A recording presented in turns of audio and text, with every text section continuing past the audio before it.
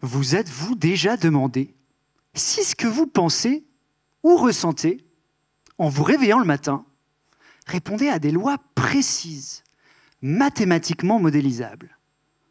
Voilà la question que j'ai décidé de me poser pendant 3 ans. Au départ, j'ai étudié les mathématiques, mais en constatant que je me retrouvais de plus en plus pris dans mes pensées et que mon anxiété prenait le dessus, j'ai alors cherché refuge dans la méditation. Fasciné, j'ai passé des années à essayer d'apprivoiser ma conscience. J'ai eu envie de l'étudier mathématiquement. Entre-temps, je suis devenu professeur de méditation. Cela vous semble incongru? Pour comprendre la conscience, pensez à un appareil photo. L'appareil photo va capter le bleu et le rouge, mais va-t-il éprouver les sensations, l'expérience, les ressentis du bleu et du rouge, comme vous? La conscience, définie comme cette expérience, reste l'un des plus grands mystères de la science. Les sciences cognitives considèrent souvent notre esprit comme un système informatique. Dans ma thèse, j'essaie de dénicher certains de ces algorithmes, de ces structures computationnelles de notre psyché. Laissez-moi vous expliquer. J'ai commencé par étudier un phénomène qui nous affecte tous, le stress. Une des théories explique que je deviens stressé lorsque j'évalue une situation comme excédant mes ressources et mettant en danger mon bien-être. C'est donc une évaluation qui se fait en 2 temps.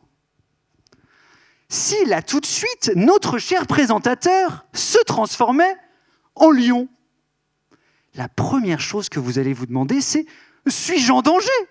Est-il proche de moi? Est-il agressif ?» Ça, c'est l'évaluation primaire. Ensuite, pour la deuxième étape, vous allez vous demander « mais qu'est-ce que je peux faire? Je cours !» Ça, c'est l'évaluation secondaire. Ces 2 évaluations vont déterminer nos niveaux et qualités de stress. Alors, pour modéliser ce phénomène, j'utilise ce qu'on appelle des graphes, qui sont des diagrammes dans lesquels des points sont reliés par des flèches. Simple, non? Chaque point va représenter une étape de la pensée de l'individu et chaque flèche, une transition.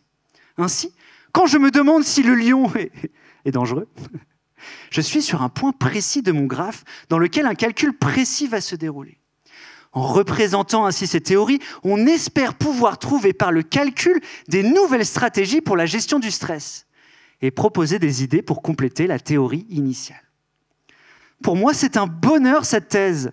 En plus de l'enjeu bien-être, je peux allier mes 2 passions, les mathématiques et l'introspection. Le chemin est long, mais je compte bien faire partie de cette plus belle aventure humaine. Saisir l'insaisissable.